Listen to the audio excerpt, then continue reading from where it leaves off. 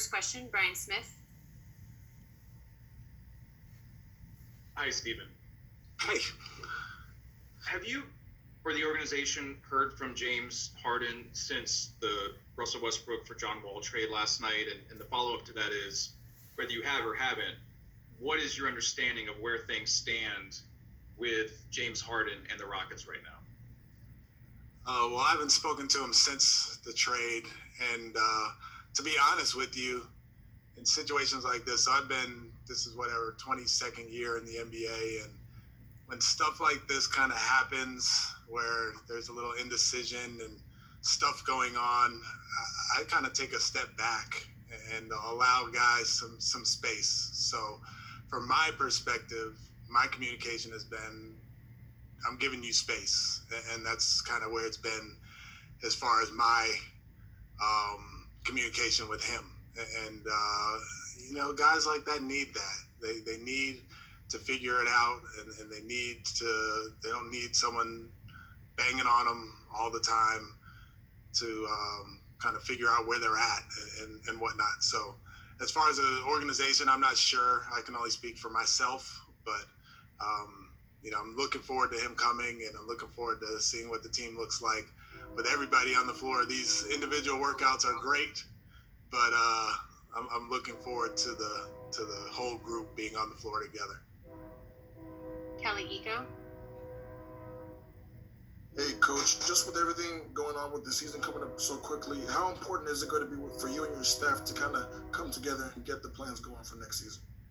Oh, it's super important. We've been doing it for a couple of weeks. We've been having meetings and getting organized. And since I got the job, the next day I was writing stuff on my board as far as making sure we're organized on offense, defense, making sure the staff is organized, making sure I'm communicating with the players, making sure that I'm tied in with every aspect of the job that I am. So it's very important it's a short window, as you've alluded to, and we're going to have to speed up this process a little bit, but we don't have to rush too much, because I'm looking at this as from the 6th on Sunday till the 22nd. I'm not really thinking about it as the 6th to the first preseason game and then a day off and then the next preseason game. The whole period prior to our first game is going to be our preparation for the season. So we're not going to rush through anything. We're going to make sure we get everything in that we need to get in, but it's going to be done in a smart way, in a thoughtful way, and me and my staff have been working to do that. Jonathan Fagan. Your team looks very different than the last time we spoke. How much of that stuff you put on the board did you have to erase? More specifically, how do Christian Wood, DeMarcus Cousins, John Wall fit in what you want to do and with this roster now? Well, they fit very well. They fit a lot. Most of the stuff that I wrote on my board stayed up there because they really fit into the way that I wanted to play. I wanted to have multiple ways to play, and those guys allow me to do so. To have John Wall pushing the ball up the floor and either passing ahead to a running wing or keeping it and getting the ball into the paint and making all of the great passes that he's made over his career, that is accentuated by playing the way that I want to play, 5 out with space and allowing guys to get into the paint and do their thing. To have Christian Wood trail the play and be able to roll and pop and play in a very similar way that I had Porzingis playing when I was offensive coordinator in Dallas. I see that as a positive and another kind of way and an option for us to play. And then to have Cuz out there is another, we're not necessarily going to be in small ball quite as much. We can play big ball, and he can be out there and showing all of the gifts that he has. I mean, he looks really good on the basketball floor doing his individual workouts right now, and he's working hard to get back, and it's fun to be around. So the optionality that I talked about in the initial press conference is accentuated by having those 3 new guys to join the team. Thank you. Tim McMahon. Hey, Stephen. what do you know at this point about John Wall's health, and how do you think you're going to have to manage him in terms of availability coming back off of obviously a serious injury? Yeah, honestly, I don't know much about his health. I know the guys upstairs have been communicating, and I know our performance team, which is one of the best in the league, they'll manage that and kind of give me the info. So I'm just kind of waiting on the info, and we'll proceed with caution, obviously. But if he's able to do things that fit into the way we're going to play and the way that we're scheduling things, we're all in. So it really is dependent on the performance team and the evaluation that they have, so they can give it to me, and then I'll proceed forward with whatever we're going to do. Mark Berman. Hey, Stephen, how are you? Good, Mark. How are you? Good. You touched on it a little when you found out the news that you were officially getting John Wall. How much did it change your thinking immediately, and the possibilities that go with that? Well, it changed it in a couple ways. So obviously, if it weren't for Russell Westbrook, I probably wouldn't have this job. So the fact that he vouched for me in the interview process was one of the first things that I thought of when the trade was made. The second part of it is how dynamic John Wall has been in his career, and some of the nightmares that I've had trying to defend him in pick and roll, and all of the pick and roll passes that he's able to make. When I was in Charlotte, we were in the same division, so we saw him 4 times a year.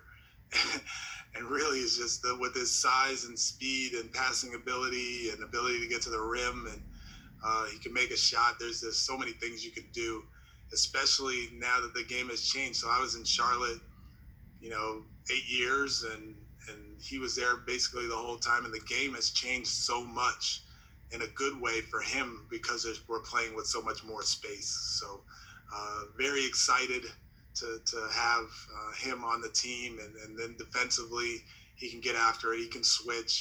He has size. He has physicality. So I'm definitely very excited that he's going to be a part of what we're doing here moving forward. Adam Spolin. Stephen, is everyone participating right now in individual workouts, and do you expect to have everyone for the first group workout on Sunday? Yeah, we should have everybody for the first group on Sunday. There's guys kind of in and out right now with the testing protocol and whatnot, but come Sunday, we should have everybody as far as I know. Cody Davis. Hey, Coach, given everything that has gone on this past off season, how can you as the leader restore that camaraderie back into the locker room? I wouldn't say I'd be restoring anything. My job is to establish something new, something we're not really looking to the past as much, especially with all the new guys that we have and the new coaching staff and everything. So for me, it's establishing a culture and establishing camaraderie, and the way that we're going to do that is by work and practice and spending time with each other and going through the ups and downs of a training camp, and making sure that we're learning and everybody's being pushed and pulled in the same direction. So as far as restoring camaraderie, I don't really necessarily have a thought on how the camaraderie was before I was here, but moving forward, I'm going to lean on guys who have been here. I'm going to lean on James. I'm going to lean especially on Eric Gordon, who's been amazing to me since I've gotten here, and has been someone that I've been speaking to on a daily basis. PJ Tucker as well, the veterans who have been here. So we're moving forward, and it's going to be good stuff. Kim Davis. Hey, Coach, can you talk a little bit about, while you're not having, like you said, the camaraderie is not, you don't know what it was like before, but have you had to have conversations with your team just to kind of settle everyone because there is so much uncertainty? And can you talk about just the mindset right now? I'd say there was a lot of uncertainty prior to the kind of roster being set, but now that the roster is set, I think there's more excitement than anything else. You know, everybody is excited about the possibilities that we have that I was talking about earlier, about us having multiple ways to play on both ends of the floor and having the talent of DeMarcus Cousins and John Wall and Christian Wood to meld with the previous guys that are on the team. So, you know, there were moments of, you know, you don't really know what's going on, because that's the nature of the business. That's how it's been in the NBA forever. During that time of free agency and draft time and roster flux, you're kind of looking around and kind of trying to figure everything out as a player and as a coach and as a management group and ownership. But now that the roster's set and we're moving towards the first day of training camp, it seems like everybody's in a positive place. Thank you. Matt Musil. Stephen, how do you foresee James being out there on the point? Can you pick a percentage, or how often will that happen? Oh, it'll happen quite a bit. He'll have the ball in his hands. That's a great thing about having John Wall, is they can play together. They can play off and on each other, off and on the ball. And the way that I do things, you don't have to have like a prototypical point guard. You just have to have playmakers, and then they're both playmakers. So James is going to have the ball a lot, like he has in the past. And like I said, we're not going to change things so drastically that the offense isn't going to be as effective as it has been in the past. We're going to try to change things to make it a little bit more diverse. But he's going to have the ball quite a bit. Haley Griffin. Hey, Coach, you alluded to it earlier. Obviously, the players going through individual workouts right now. What are you most looking forward to when the day comes next week and you get to have everyone together on the floor? I can't wait. I can't wait. I understand the protocols and I understand the individual workout piece and whatnot, but to kind of go back to the camaraderie that has been spoken about earlier, just to have the whole group on the floor together and everybody working and working together as opposed to apart and looking at each other on the other court, like, what's he doing over there? It'll be so good to be able to put all of the pieces together, because in an individual setting, you're only able to do piece by piece by piece.